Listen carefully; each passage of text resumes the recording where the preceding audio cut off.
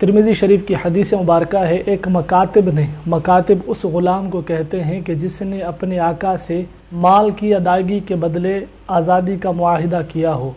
تو ایک مکاتب نے حضرت مولا علی رضی اللہ تعالی عنہ کی بارگاہ میں عرض کی کہ مجھ پر قرض بہت زیادہ ہے اور میں ادا کرنے سے عاجز ہوں، میری مدد فرمائیے۔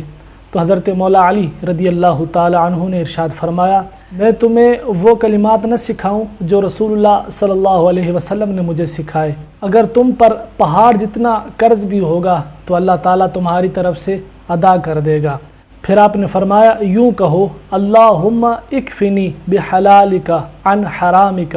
واغننی بفضلک عمن سواک۔ اور اس کے پڑھنے کا طریقہ یہ ہے کہ ہر نماز کے بعد اول و آخر درود پاک پڑھ لیں اور اس کے بعد 11 مرتبہ یہ دعا پڑھیں، اور صبح و شام 100 مرتبہ یہ وظیفہ پڑھیں، یہ دعا پڑھیں، اور اول و آخر درود پاک ضرور پڑھنا ہے۔ تو جب تک مراد حاصل نہیں ہو جاتی یہ وظیفہ جاری رکھیں، انشاءاللہ جتنا بھی کسی پر قرض ہوا تو اللہ تعالیٰ اس کی مدد فرمائے گا اور اس کا جو قرض ہے وہ ادا ہوگا۔